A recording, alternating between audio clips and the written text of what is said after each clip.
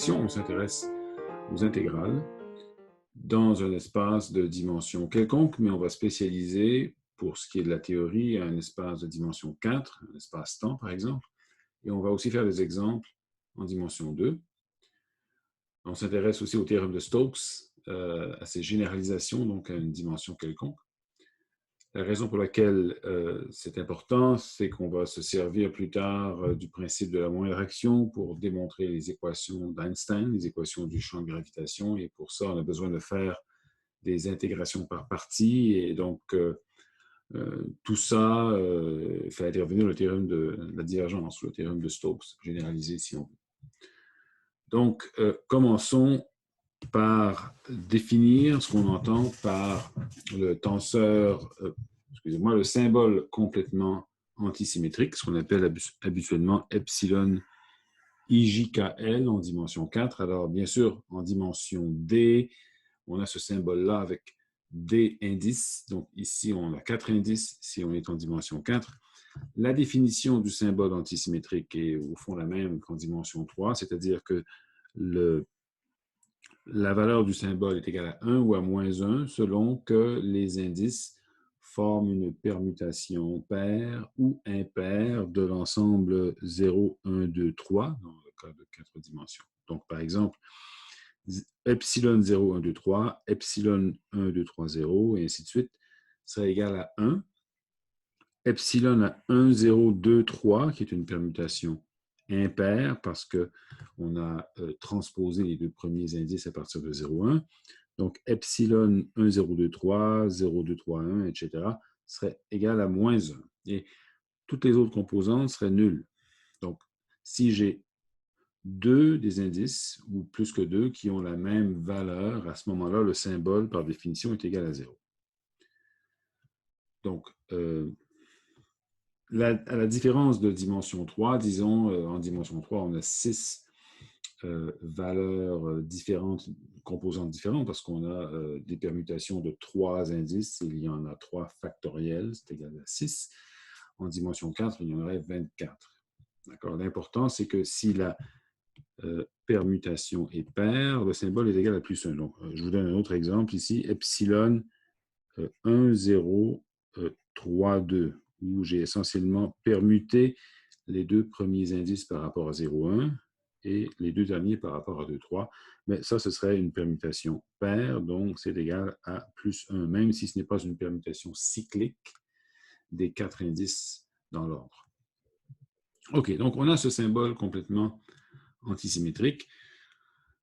Pour une dimension quelconque, un résultat important, c'est que le déterminant d'une matrice est relié à ce symbole par la formule qui suit. En fait, c'est un peu la définition d'un déterminant. Donc, je prends toutes les composantes, c'est-à-dire je prends pour une matrice d'ordre 4, donc 4 par 4, je prends une composante par rangée et une composante par colonne. Je les multiplie. Il faut qu'il y ait, dans tous ces produits-là, il ne faut pas qu'il y ait 2 fois la même rangée ou 2 fois la même colonne. Je fais la somme de toutes les combinaisons possibles avec un signe qui dépend de la parité, ou la signature, si vous préférez, de la permutation des colonnes par rapport à l'ordre des rangées. Et donc, c'est ce qui fait intervenir le tenseur, le symbole antisymétrique. Je dis toujours le tenseur antisymétrique, ce n'est pas un tenseur, comme on va voir. Donc, le symbole antisymétrique apparaît ici. Donc, vous avez ici remarqué la structure. Les 4 indices MNRS sont distribués ici comme les indices de colonne, alors que les 4 indices IJKL sont distribués comme les indices de rangée des 4 facteurs. Donc, c'est une formule importante qui va nous servir à quelques reprises. Donc, j'ai dit que le symbole epsilon IJKL n'est pas un tenseur. Par contre, on peut définir quelque chose qui s'approche d'un tenseur, qu'on va désigner ici par la lettre majuscule, donc E IJKL, qui va simplement être défini comme étant epsilon IJKL fois la racine carrée du déterminant du tenseur métrique. Bon. Cette quantité-là va constituer ce qu'on appelle un pseudo-tenseur. Un pseudo-tenseur, c'est un objet qui se transforme comme un tenseur, à la différence qu'il y a un signe supplémentaire qui apparaît, qui est le signe du jacobien qui nous fait passer d'un système de coordonnées à l'autre. On va voir ça un peu plus précisément dans les minutes qui suivent. Mais commençons par se pencher sur le déterminant du tenseur métrique et pourquoi il intervient ici. Donc, le tenseur métrique covariant, par exemple, se transforme comme ceci quand on passe d'un référentiel à un autre.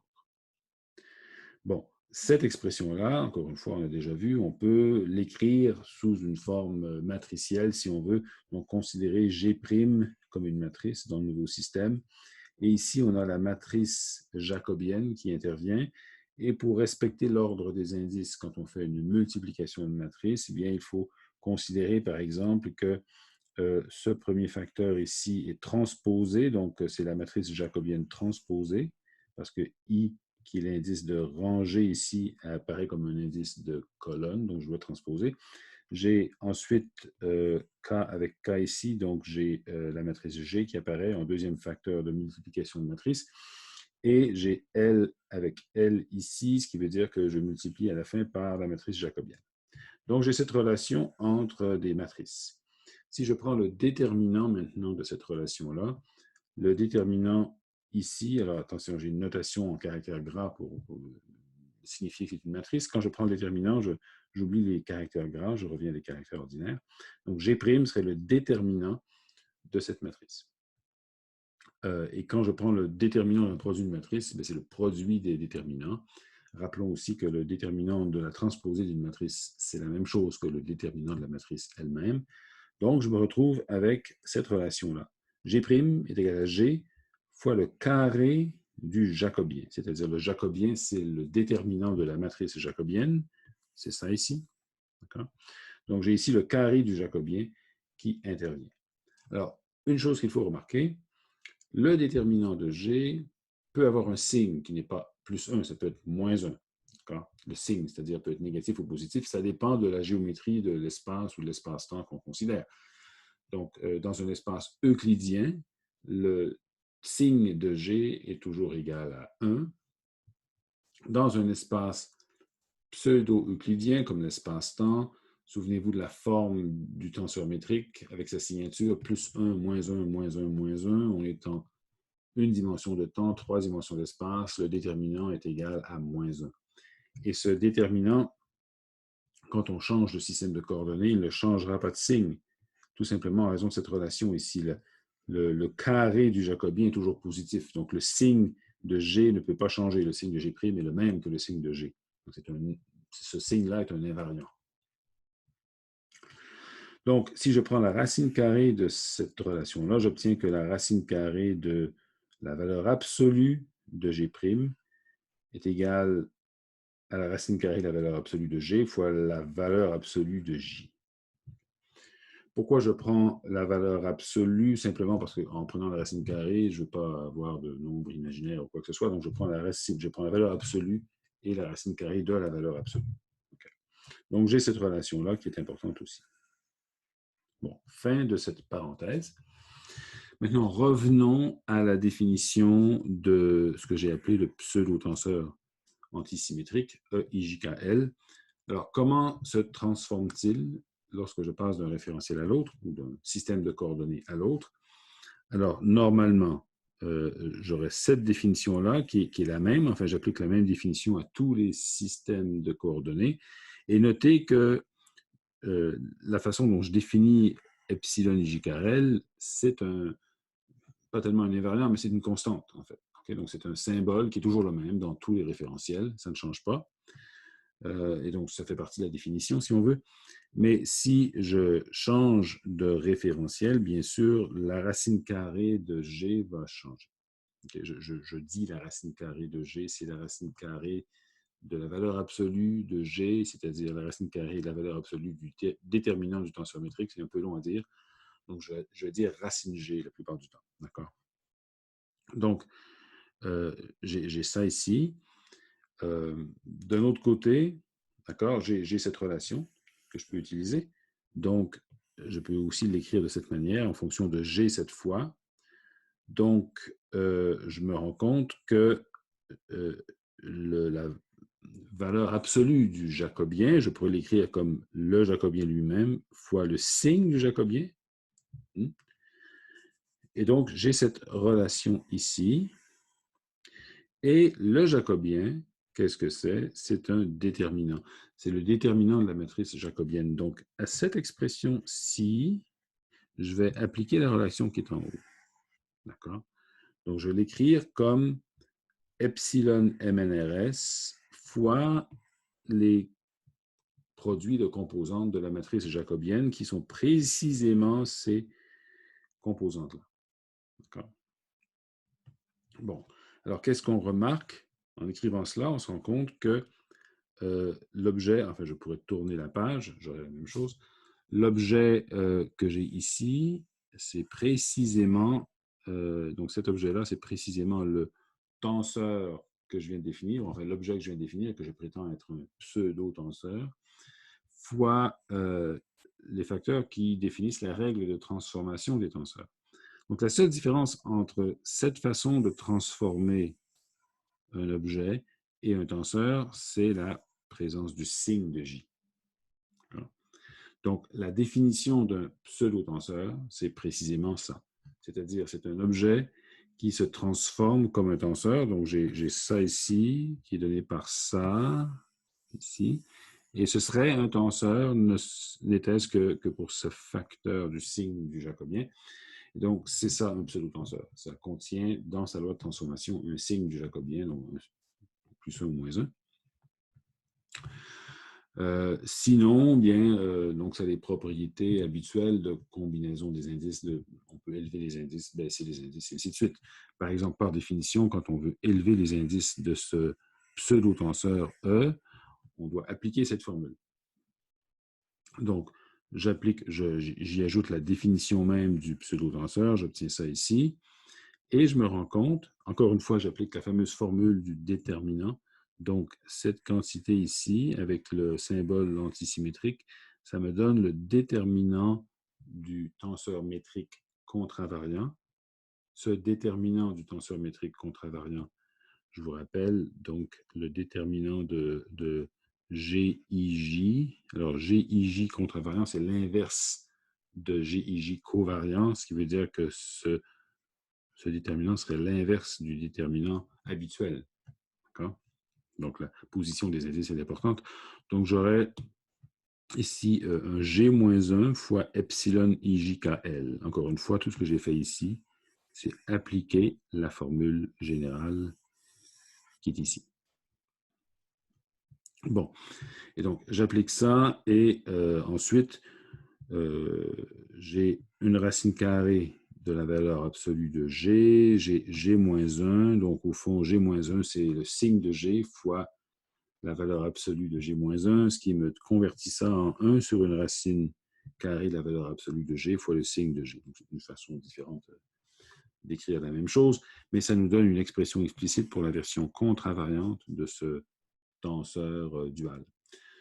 Tenseur qui est complètement antisymétrique, encore une fois. Il a les mêmes propriétés d'antisymétrie des indices que le symbole epsilon IJKL, mais la présence des facteurs de signe et de racine de G en font un pseudo-tenseur.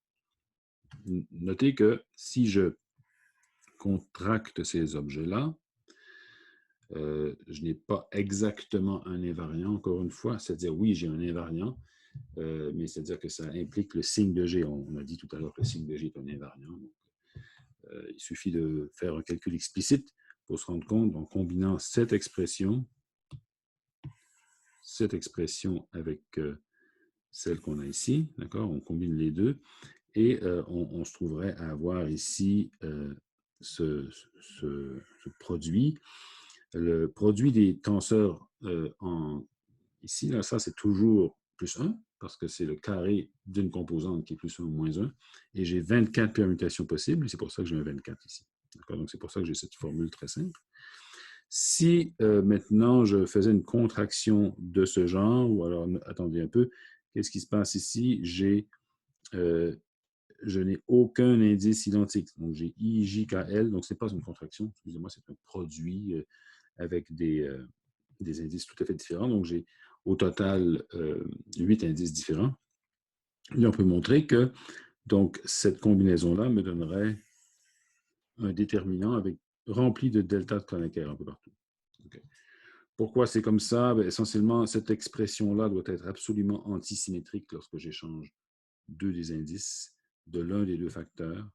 Donc, échanger deux des indices, ici, c'est comme échanger deux colonnes ou échanger deux rangées. C'est un déterminant, donc ça a les bonnes propriétés. D'autre part, il faut que ce soit bien sûr 0 quand l'un des deux indices est le même ici ou là, et ça a aussi les mêmes propriétés. Bref, c'est la seule expression qui a toutes ces propriétés-là. On pourrait continuer comme ça et prendre l'expression qu'on vient de voir et supposer que l'un des indices est identique, donc le L qui est là, et ça nous donnerait quelque chose qui a les mêmes propriétés, mais en fonction d'un déterminant plus petit, 3 par 3. Si je continue ici avec une sommation ou une contraction sur deux indices identiques, eh bien, j'aurais aussi un déterminant comme ça, mais j'aurais un facteur 2.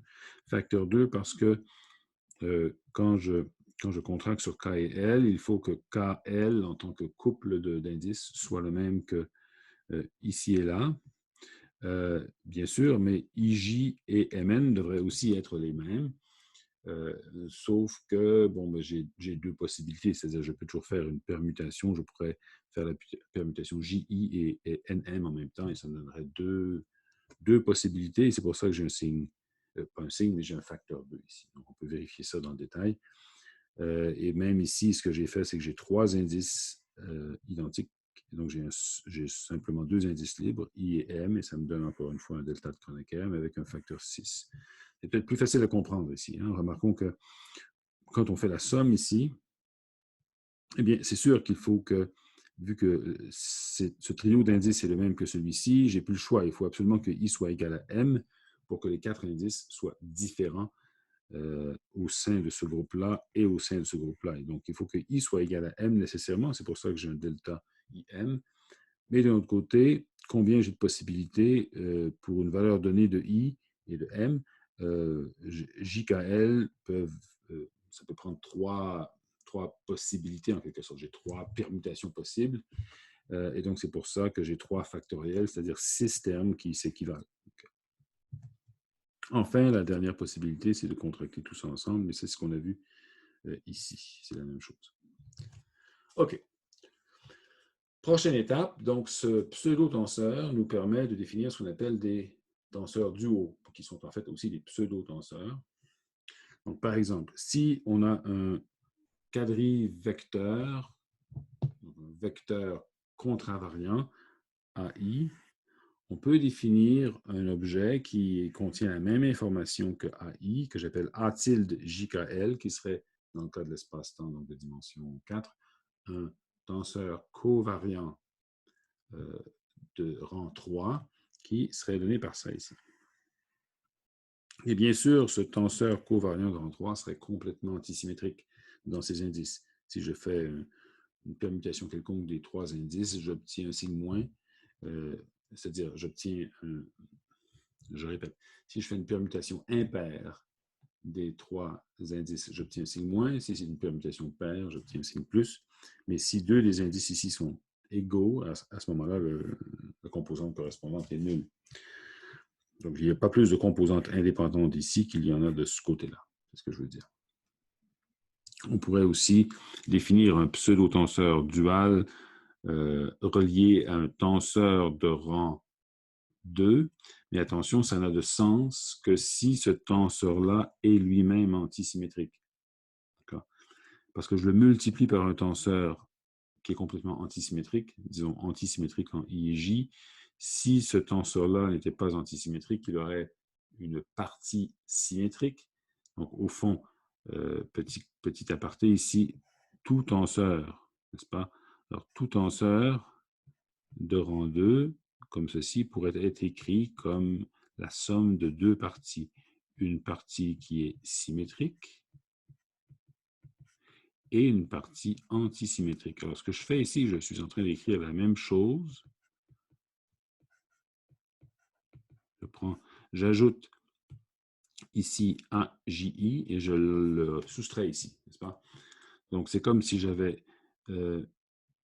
exprimé un tenseur quelconque comme la somme d'une partie qui est manifestement symétrique quand j'échange I et J, et d'une autre partie qui est manifestement antisymétrique quand j'échange I et J. Donc, tout tenseur de rang 2 est la somme d'une partie symétrique et d'une partie antisymétrique. Quand on contracte ce tenseur avec le tenseur complètement antisymétrique ici, la partie symétrique va disparaître, elle va simplement s'annuler parce qu'elle elle apparaîtrait deux fois ici avec des signes opposés et donc n'apparaîtrait pas, l'information qu'elle contient n'apparaîtrait pas dans le tenseur dual. Donc c'est pour ça que je dis, étant donné que le tenseur dual a pour but de représenter la même information différemment, il faut s'assurer que cette définition, pour qu'elle ait un sens, que A, IJ soit déjà antisymétrique. Je pourrais, en continuant, plus généralement, à partir d'un tenseur de rang 3, qui serait contravariant, complètement antisymétrique, je pourrais définir aussi un pseudo-tenseur de rang 1 covariant. Ça se fait dans l'autre sens aussi, c'est-à-dire que je pourrais définir des tenseurs duaux qui sont contravariants à partir de tenseurs directs qui, eux, sont covariants en appliquant ce pseudo-tenseur contravariant ici. Donc, exemple. La raison pour laquelle j'introduis ces notions, c'est que ça va bien sûr intervenir dans la notion dans les éléments de volume et de surface, et ainsi de suite. Mais une application que vous connaissez peut-être déjà de ça, c'est le tenseur de Faraday. Donc, je vous rappelle ici la forme du tenseur de Faraday en électromagnétisme. C'est un tenseur de rang 2, covariant, antisymétrique, et donc les composantes spatio-temporelles, c'est-à-dire la composante temporelle spatiale de ce tenseur-là, c'est le champ électrique ou les composantes du champ électrique, alors que les composantes purement spatiales sont les composantes du champ magnétique. Je peux définir maintenant l'équivalent en utilisant cette formule, ici. Okay. Je peux définir un tenseur dual, le tenseur de Faraday dual, qui aurait la forme suivante. Alors, je ne ferai pas le calcul en détail, mais par exemple, si on prend la composante, je ne sais pas moi, par exemple, la composante 0 de AIJ, la composante 0,1 de AIJ, okay? Cette composante, donc, qui serait la composante 0,1 de FIJ, alors 0,1 veut dire EX, okay? Cette composante 0,1 dans le tenseur dual se retrouverait nécessairement dans la composante 2,3. Il faut que 0, 1, 2, 3, il faut que K et L soient différents de 0 et de 1. Donc, ce serait la composante 2, 3 ou 3, 2 avec des signes différents. Et donc, quand je vais dans le dual, composante 3, 2, ça m'amène ici. Okay? Donc, j'ai bel et bien la correspondance entre les deux. J'ai aussi, bien sûr, un préfacteur. Le préfacteur vient du fait que ce pseudo-tenseur, si on y revient un petit peu, il est défini comme ça, d'accord? Donc, il y a bien sûr signe de G, une racine de G qui intervient, et c'est pour ça que j'ai ça ici. Okay? Alors, le signe moins qui est ici vient du fait que, bon, là, il faut que je fasse attention à mes signes. Alors, je vais refaire avec plus d'attention. Si je prends IJ égale 0,1, 0,1, on a dit c'était ça. Et donc, 2, 3, ici me donnerait ça ici. Okay? Donc, vous voyez, ce que j'aurais dû comparer tout à l'heure, c'était bien ça avec ça. Alors, j'ai un signe moins ici, c'est parce que j'ai sorti un signe en précaution. Donc, j'ai vraiment besoin de ce signe-là ici. Alors, si je suis en relativité restreinte, je vous rappelle, on est dans l'espace pseudo-euclidien, le signe de G est égal à moins 1, donc ce signe-là annule celui-ci. Et en plus, dans l'espace de Minkowski, bien sûr, la racine du déterminant ici est égale à 1. Donc, en fait, dans l'espace de Minkowski, en relativité restreinte, ce préfacteur ici est égal à 1. Donc, je ne m'en occupe pas. Mais vous voyez que ce tenseur dual a la même forme que le tenseur original, sauf que tout ce qui est magnétique a été échangé avec ce qui est électrique. Donc, le champ magnétique a pris la place du champ électrique et le champ électrique la place du champ magnétique. Quand on écrit les équations de Maxwell, et là je ne ferai pas la démonstration des équations de Maxwell, mais avec le tenseur de Faraday, là je l'ai écrit avec le tenseur de Faraday contravariant, on peut faire les deux. Avec le tenseur de Faraday contravariant, on a cette équation de Maxwell. où j'ai un indice libre ici qui est l'indice J, et ici j'ai le quadri courant. Et l'autre ensemble d'équations de Maxwell, qui s'écrit généralement avec un tenseur antisymétrique, mais à l'aide du tenseur dual, on peut l'écrire comme ceci. Ça a exactement la même forme, sauf que je n'ai pas de quadricourant ici, ou autrement dit, il n'y a pas de charge magnétique. Je n'ai pas de courant magnétique, je n'ai qu'un courant électrique. Bon, alors, quand on veut, donc dernier détail, donc quand on veut maintenant passer du tenseur dual au tenseur d'origine, eh bien, il faut faire gaffe. Alors, normalement, bien sûr, le tenseur antisymétrique, le pseudo-tenseur antisymétrique serait utilisé pour faire le chemin inverse, sauf que j'aurai toujours un facteur ici qui implique donc le signe de G et un facteur numérique qui provient de toutes ces inversions qu'on a vues ici, mais en particulier de celle-là. Là. Mais en fait, toutes les inversions qui sont là ont des signes de G et des facteurs numériques qui interviennent. Et donc, il faut faire ces facteurs-là sont inclus lorsqu'on fait le chemin inverse. D'accord. Bon, maintenant, on va passer à l'étude des intégrales. Donc, quand on fait une intégrale, on se trouve à sommer des petits éléments. Une intégrale ordinaire en une dimension, ben, ce sont des éléments, des différentiels d'une variable que l'on somme. Cette différentielle-là est orientée. Ce que l'on veut dire par là, c'est que si on fait une différence dans une direction ou dans la direction inverse, il y a un signe qui est important, de sorte que lorsqu'on intègre vers l'avant ou vers l'arrière, dans un même intervalle, ça ne donne pas le même résultat. Ça donne le même résultat, mais avec un signe de différence. L'orientation est importante. Quand on fait une intégrale en dimension supérieure, bon, en dimension 2 par exemple, on aurait une somme sur des éléments qui sont des éléments d'intégration qui sont définis par des parallélogrammes infinitésimaux. Et quand on intègre en 3 dimensions, ce serait des parallépipèdes infinitésimaux avec 3 arêtes et ainsi de suite. Donc, en 4 dimensions, alors allons-y en 3 dimensions pour fixer les idées, pour commencer. Donc, en 3 dimensions, j'aurai un élément de volume, donc j'aurai 3 différentiels, je vais appeler dx, dy, dz. Alors, il ne s'agit pas de 3, alors attention, il ne s'agit pas de 3 variables différentes, il s'agit de 3 différentiels, 3 micro-segments dans 3 directions différentes, et je les ai appelés dx, dy, dz. C'est peut-être pas la meilleure notation du monde, j'aurais pu les appeler du, dv, dw, pour ne pas les confondre avec les symboles des coordonnées. Mais bref, j'ai 3 éléments différents qui sont bien sûr, qui ne sont pas collinéaires, parce qu'il faut que ça définisse un élément de volume qui est non nul. Donc, normalement, le volume du parallélépipède serait donné par le produit triple, comme ça. Donc, j'aurais dx, produit scalaire avec le produit vectoriel de dy et de dz. Ce qu'on peut écrire à l'aide du symbole antisymétrique en 3 dimensions et des composantes de ces différents segments le long des 3 axes, 3 coordonnées. Et ça, c'est vrai, qu'importe le système de coordonnées, ce serait en coordonnées curvilignes, ce serait encore correct. Bon, en 4 dimensions, bien, je généralise, mais c'est exactement la même idée. Donc, j'ai 4 éléments différentiels que j'ai choisi d'appeler x, y, z, enfin dx, dy, dz, dw. Chacun de ces 4 différentiels a des composantes selon les 4 axes, okay, les 4 coordonnées, donc composantes qui sont contravariantes ici. Et j'ai le symbole antisymétrique qui, au fond, définit ce déterminant, qui est le produit, on pourrait appeler le produit quadruple au lieu du produit triple.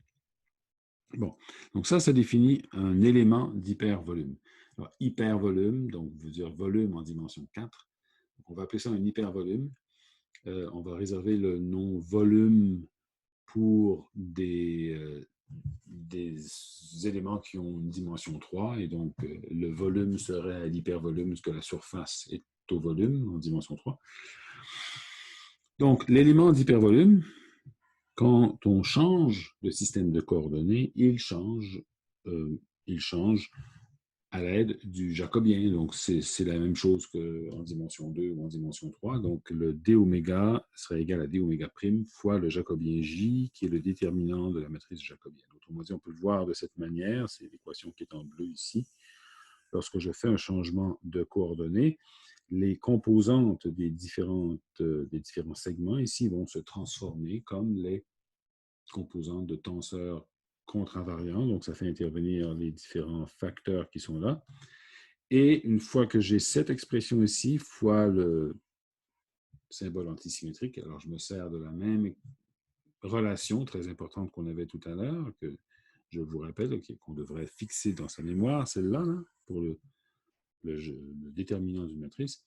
Donc, cette expression-là n'est rien d'autre que le tenseur, le symbole antisymétrique epsilon MNOP fois le déterminant de la matrice jacobienne, donc le jacobien lui-même.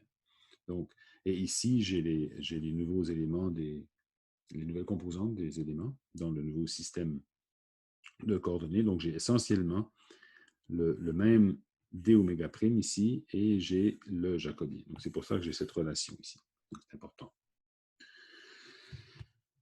Donc, autre chose maintenant, si on intègre sur un hypervolume une fonction que je vais qualifier de scalaire, c'est-à-dire une fonction f de x qui dépend uniquement, qui n'est pas la composante de quoi que ce soit, c'est une fonction scalaire, donc qui est la même fonction, quel que soit le système, qui a la même valeur, je devrais dire, quel que soit le système de coordonnées, c'est une fonction uniquement de l'événement, du point. Eh bien, si on veut que l'intégrale ou que l'expression intégrale soit invariante, c'est-à-dire donne la même forme dans tous les systèmes de coordonnées, c'est important d'inclure dans la mesure d'intégration un facteur racine de g. Okay. Bon, il faut montrer que essentiellement cette intégrale-là est invariante. En fait, elle est invariante à un signe près, encore une fois, parce qu'on a vu qu'une intégrale, quand on fait un changement de signe des coordonnées, va changer de signe aussi. Donc, cette intégrale est invariante à un signe près. On voit ça comment? Eh bien, quand je prends cette expression et que je change de coordonnées, donc j'aurai d oméga, ça égal à d oméga prime fois j. Okay. C'est ce qu'on a vu ici. Et le radical g, on a vu comment il se transforme aussi. Donc, on recule, je vous fais un petit rappel. On a vu ça ici. Radical g' est égal à radical g fois la valeur absolue de j. D'accord? Donc, j'ai ici radical g qui est égal à radical g' divisé par la valeur absolue de j. Donc, la seule différence que j'ai ici c'est j ici et la valeur absolue de j, c'est bien sûr le signe de j. Et donc, je peux écrire que cette intégrale a cette forme ici, dans un autre système de coordonnées, donc la même forme, sauf pour le signe du jacobien. Okay. Et ça, encore une fois, c'est normal, parce que si on change l'ordre des coordonnées, par exemple, on va changer le signe de l'intégrale naturellement. Bon, donc l'élément d'hypervolume est défini de cette manière. Il est important de se souvenir que lorsqu'on fait une intégrale invariante, on doit inclure ce facteur, excusez-moi, on doit inclure ce facteur de racine de g. Quel serait donc, pour continuer, un élément de volume? Un élément de volume, mais un élément de volume en dimension 4. Donc, c'est un truc à considérer qui est un peu inhabituel. Eh bien, ce serait obtenu, encore une fois, par l'équivalent d'un produit triple, mais ça ne peut pas être exactement un produit triple. Ce serait un tenseur de rang 3 qui contient, ou qui est le déterminant, si vous voulez, des produits de toutes les composantes des 3 éléments. Donc, un élément de volume comporte 3 éléments. Ici, je les appelle dx, dy, dz. Encore une fois, pas de référence aux coordonnées elles-mêmes. Ces trois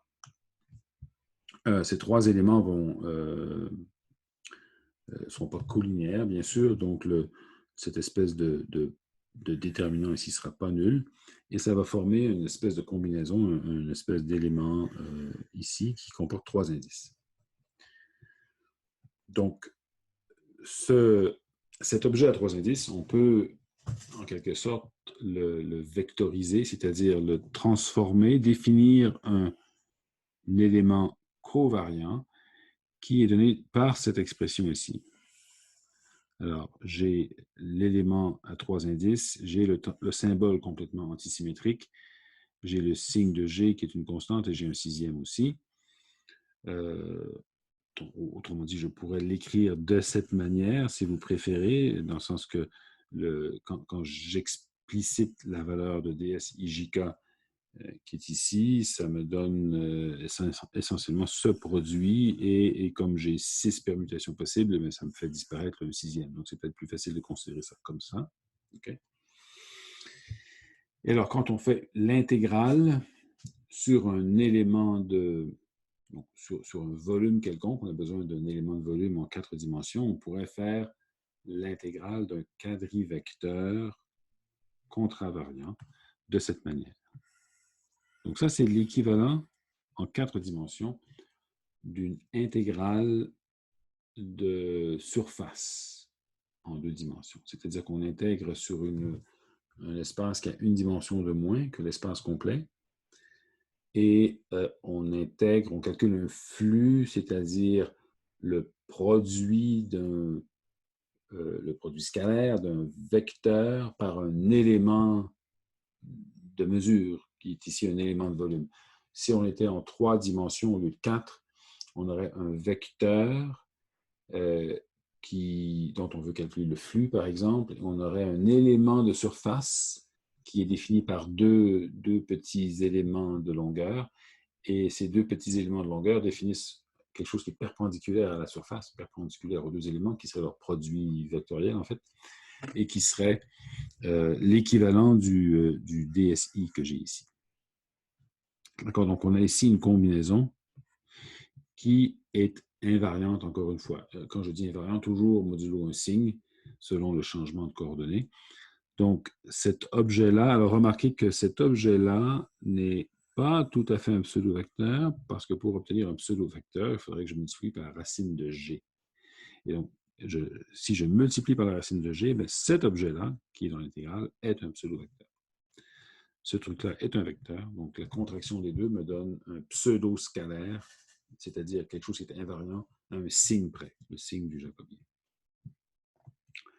Si je passe aux surfaces maintenant, donc là on pense à une surface, mais dans un espace à 4 dimensions. Et donc, je réduis le nombre d'éléments à 2, donc j'ai un dx et j'ai un dy, qui sont deux vecteurs infinitésimaux contravariants. Je peux définir un élément de surface comme ceci, avec le déterminant, et un dual qui aurait cette forme, okay, qui impliquerait encore une fois epsilon et jkl, le signe de G, une demi. Okay. Et dans ce cas, on peut montrer, si vous voulez, que si je multiplie par radical G ici, j'aurai non pas le epsilon et jkl qui est là, mais le pseudo-tenseur antisymétrique. Donc, ce qui fait que, bien sûr, cet objet-là, quand je le multiplie par racine de G, est un pseudo-tenseur de rang 2. Lorsque je fais une intégrale, disons, invariante, l'équivalent d'un flux à travers une surface, ce serait le flux d'un tenseur antisymétrique de rang 2. Ici, dans sa forme covariante, je pourrais contracter ce tenseur avec l'élément de surface pour obtenir une quantité invariante, n'est-ce pas, donc indépendante des coordonnées. Et je pourrais aussi l'écrire. J'ai une page ici, alors vous m'excuserez, je vais passer à la page suivante, qui est en fait identique, sauf pour un espace qui manque. Donc, j'aurai ici le choix de l'exprimer soit de cette manière ou de l'exprimer en fonction des tenseurs duaux, comme ça. Donc, le A tilde serait le tenseur dual de A, et l'élément ici et qui est défini ici, c'est le dual de celui-là. Donc, que je le fasse d'une manière ou l'autre, on voit les détails ici. Quand on aligne les définitions, on se retrouve à avoir une annulation des signes, une annulation et qui... alors, j'ai une annulation des signes j'ai une annulation entre la racine de g ici, celle qui est là, et j'obtiens donc à la fin ceci. Le 1/2, lui, va disparaître parce que j'ai cette combinaison-là, qui est en fait un produit de delta de Kronecker, et à la fin, j'aurai la même chose qu'avant. Autrement dit, ça, c'est une démonstration explicite là, que cette égalité est vraie. Et enfin, donc, le dernier type d'intégrale qui est important, bien sûr, ce sont les circulations, donc les intégrales de ligne. Habituellement, on ne s'occupe pas d'éléments du haut. Dans ce cas-là, ça ne sert à rien, puisque typiquement, une intégrale de ligne, une circulation va faire intervenir une différentielle qui est le long de la courbe et un vecteur covariant, comme ça. Donc, quelles sont les généralisations donc, du théorème de Stokes à ses dimensions supérieures? Ce sont les suivantes. Donc, on a premièrement le théorème de la divergence qui me dit que l'intégrale dans un volume de la divergence d'un vecteur est égale au flux qui sort de ce volume, donc le flux à travers la surface du vecteur lui-même. Et qu'est-ce que ça donne en dimension 4? Ça donnerait ceci. J'aurais la divergence définie à l'aide de la dérivée covariante. Donc, l'une des choses qu'on peut démontrer, et qui est démontrée dans qui est l'objet d'un des exercices, c'est que la divergence, en général, a cette forme. Donc, je peux l'écrire comme 1 sur la racine de g fois la dérivée par rapport à i de la racine de g fois ai. Donc, on peut se servir de cette expression-là pour calculer la divergence dans n'importe quel système de coordonnées. Ça n'a pas besoin d'être un espace courbe, mais en coordonnées curviligne en général. Cette expression est correcte. Donc, le théorème de la divergence généralisée, ou le théorème de Stokes, si on veut, est le suivant. Si j'intègre dans un hypervolume cette quantité, donc là, j'ai l'élément de volume, la racine de g et la divergence, eh bien, ça me donne exactement la même chose que le flux à travers l'hypersurface fermée qui borne l'hypervolume, le flux du vecteur A. Et à chaque fois, j'ai un facteur racine g qui est inclus, bien sûr. Et ça, ici, c'est cette espèce d'élément dual d'hypersurface ou de volume, si vous préférez. Alors, pour comprendre ce que je veux dire par H et par la frontière de H, on pourrait s'imaginer, on ne peut pas visualiser en 4 dimensions, mais ramenons ça à 3 dimensions, mais dans un contexte d'espace-temps. Alors, imaginez cette espèce de cylindre ici. Alors, dans ce dessin, l'axe des temps est vertical. Et l'axe ou les axes spatiaux sont horizontaux. Ici, j'en ai 2, j'aurai X et Y seulement. Donc, j'aurai, si vous préférez, le temps comme ça. Et j'aurai des axes perpendiculaires qui seraient, dans ce cas, c'est pas fameux, là, j'aurais, excusez-moi, j'aurais X, Y et j'aurais temps. D'accord? Donc, il faut se figurer ça comme ça, et Z, il faut essayer d'imaginer. Donc, j'aurais un cylindre comme ceci correspondrait à quoi? Ça correspondrait à une espèce d'hypervolume qui est borné par un temps initial ici. Donc, à un temps initial, j'aurais, sur le dessin, j'aurais un cercle. Et on peut se figurer, si on veut, que ce serait une sphère en 3 dimensions. Donc ça constituerait une extrémité d'une boîte de conserve en 4 dimensions, si vous voulez. Et ensuite, à un temps ultérieur, j'aurais la même chose. J'aurais une hypersurface à temps constant qui correspond en réalité à un volume dessiné ici comme un cercle, comme un disque, je devrais dire, un disque sur le plan XY, mais qu'on devrait se figurer ou imaginer comme une sphère dans l'espace XYZ. Et à des temps intermédiaires, la fameuse surface qui borne cet hypervolume serait précisément donnée par cette sphère XYZ. Donc, imaginez comme, si on veut regarder ça comme un film, cette espèce d'hypersurface en fonction du temps, quand le temps avance, comme ça, parce qu'on figure spatialement, quand le temps avance comme ça, cette hypersurface apparaîtrait tout d'un coup comme étant une sphère pleine, une boule. Et cette boule ne bouge pas en fonction du temps, disons, dans un certain référentiel, et à un moment donné, disparaît. pouf, d'accord? Et donc, cet objet que je viens de décrire dans le temps, c'est-à-dire une boule qui apparaît et qui plus tard disparaît, serait une hypersurface fermée. Et donc, l'intérieur de cette hypersurface fermée serait un hypervolume qui correspond à l'intérieur de la sphère, l'intérieur de la boule, mais intégré sur le temps, si vous voulez. D'accord?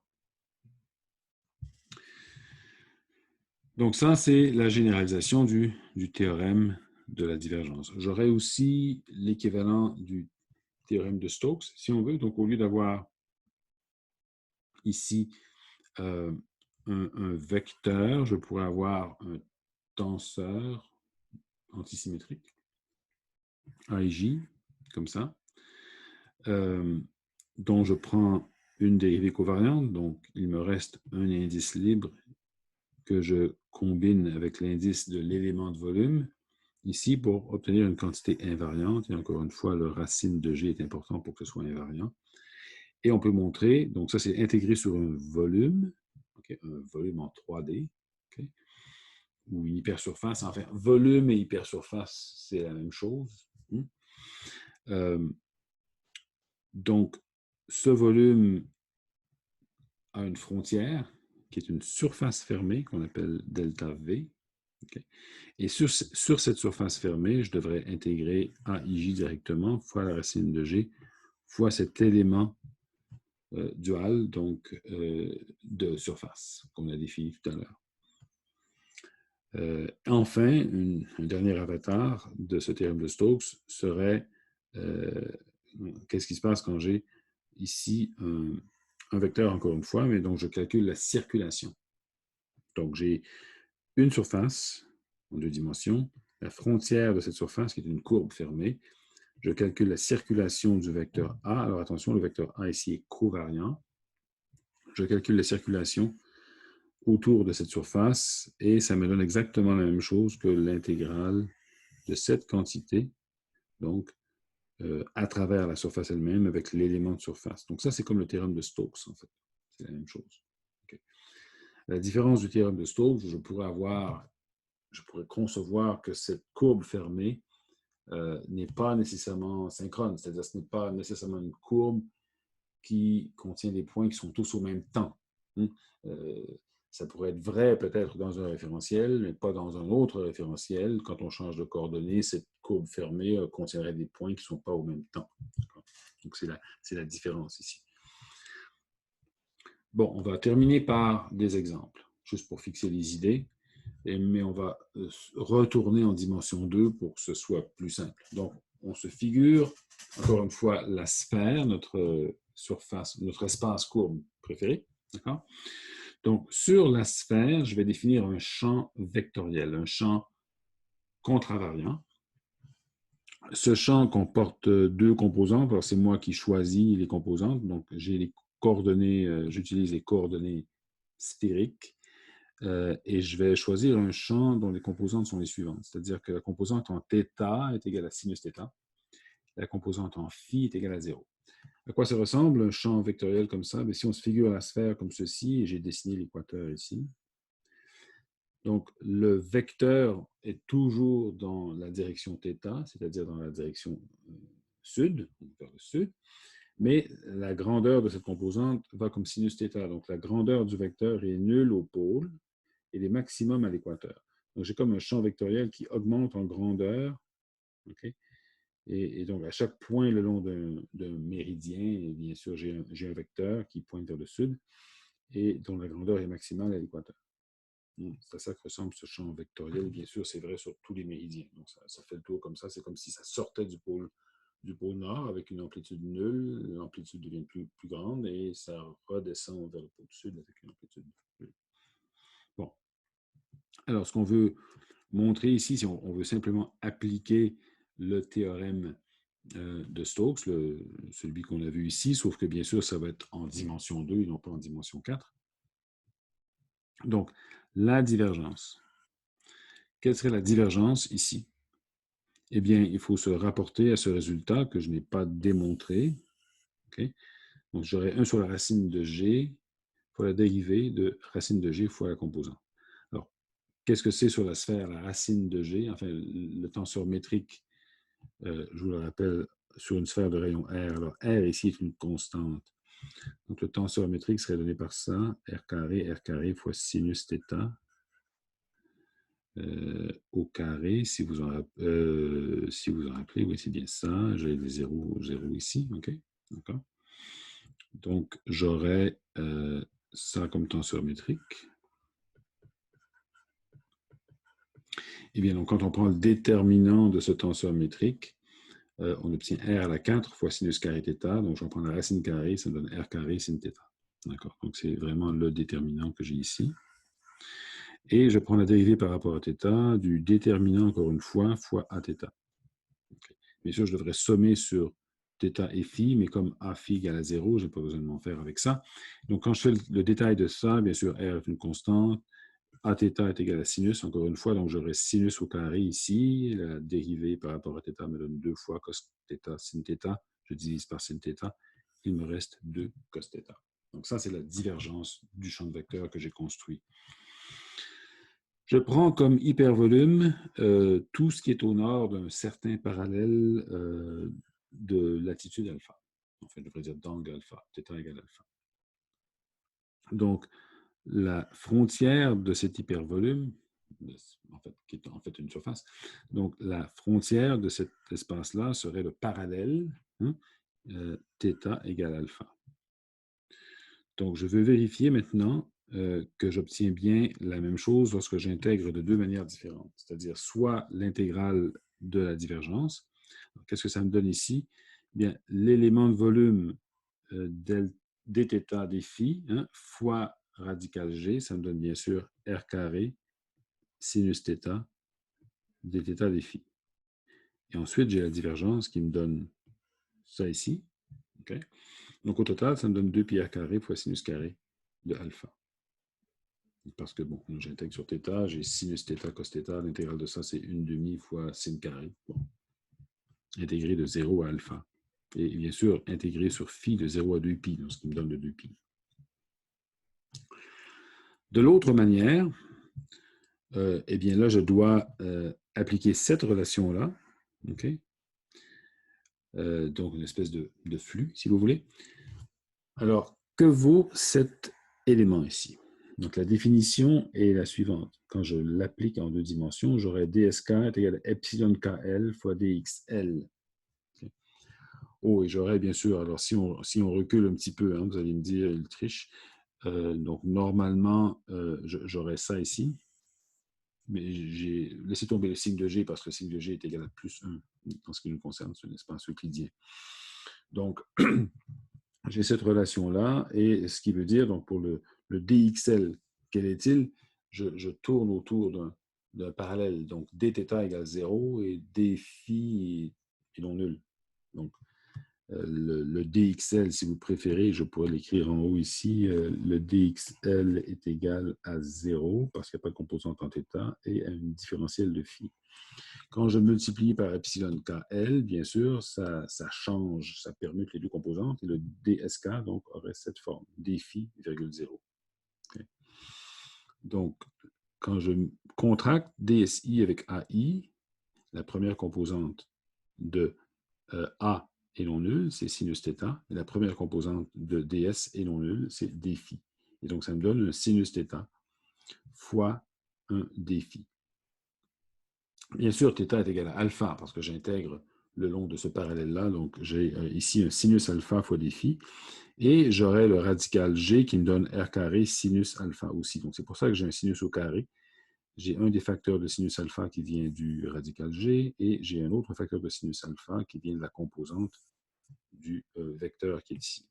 D'accord? Donc, ça me donne, quand j'intègre de 0 à 2π, parce que c'est la description de la frontière, ça me donne encore une fois donc, précisément la même chose qu'ici. Donc, c'est simplement une application qui vérifie que le théorème de Stokes est correct.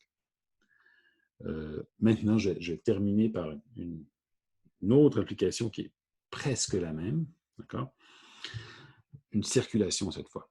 D'accord? Donc, je vais le faire un peu à l'envers. Ça va être comme une espèce de théorème de Stokes dans ce cas-ci. Je vais supposer que j'ai, encore sur la sphère, un champ vectoriel qui est donné par ça. Alors attention, ce n'est pas la même chose, c'est l'inverse. C'est la composante en phi qui est non nulle et la composante en θ qui est nulle. Alors si on se figure ce que ça veut dire sur la sphère, on a un champ vectoriel qui a des composantes toujours dirigées vers l'est et qui tendent vers 0 au pôle nord et au pôle sud et qui sont maximum à l'équateur, quand θ égale pi sur 2. Donc ça ressemble à peu près à ça, ce champ vectoriel-là. Et je vais me prendre comme courbe pour calculer la circulation, un parallèle, donc une courbe comme celle-ci ici, donc parallèle à angle θ égale alpha. Donc j'ai ce truc-là, A phi, attention, c'est la composante covariante. Alors il faut faire très attention. La composante covariante est donnée par ça. Okay? G phi phi fois A phi. Alors, donc, ça me donnerait un R carré sinus θ, qui serait en fait R carré sinus alpha dans ce cas-là. Et d'un côté, j'ai delta phi, donc j'aurais la composante fois le tenseur métrique, ça me donne R carré sinus carré θ, intégré sur phi, ça me donne 2 pi R carré sinus carré θ de alpha, parce que θ égale alpha, le long de ce parallèle. Alors, pardon. Je le fais dans l'autre sens. Maintenant, j'applique ce théorème de Stokes. D'accord? Donc, j'applique ça ici. Et donc, en ce faisant, donc, il faudrait que je définisse le delta Fij. Alors, c'est un produit des différentiels. Hein, j'ai dθ des phi ici. Alors, attention, qu'est-ce qu'on veut dire par là? Ici, on veut dire une intégrale sur S, c'est-à-dire une intégrale de surface sur toute le capuchon polaire là, qui est au-delà de ce méridien-là. Donc, c'est une véritable intégrale de surface. Et donc, j'ai des éléments de surface avec des θ et des phi. D'accord? Donc, le dFij est donné par ça. Ça, c'est sa définition. Okay? Il est antisymétrique. Et j'ai ça ici, la dérivée, si vous voulez, de A, du vecteur covariant. Donc, ce serait ici, ça ne dépend que de θ. Donc, j'ai uniquement quelque chose de non nul quand I est égal à θ, quand K est égal à phi. Donc, j'ai une seule composante qui est non nulle, qui est la dérivée par rapport à θ de cette quantité-là. C'est-à-dire, encore une fois, ça, c'est la composante covariante, n'est-ce pas? Donc, c'est pour ça que j'ai un facteur de tenseur métrique qui intervient. Et j'ai la composante elle-même contravariante qui apparaît ici. Donc, j'ai R carré sinus carré θ, je dérive par rapport à θ, et ça me donne ceci. Okay. Donc, je dois multiplier les deux objets qui sont là. Ce que je fais, évidemment, la seule possibilité, c'est d'avoir ça ici qui multiplie ceci. Okay. La seule combinaison, non nulle. Et donc, j'ai cette combinaison-là qui apparaît ici. Okay. Et je l'intègre donc de 0 à alpha, donc quand j'intègre sur θ, et de 0 à du pi sur phi. Donc, je fais ça. Okay. Donc, j'obtiens exactement ceci. Ce n'est pas très difficile. Okay. Et donc, j'obtiens ça qui est exactement ce que j'avais ici. Donc, j'ai vérifié que ces deux façons d'intégrer sont identiques. Donc, je vous remercie pour votre patience. C'était un peu long, mais donc c'est un résultat important qu'on va réutiliser par la suite.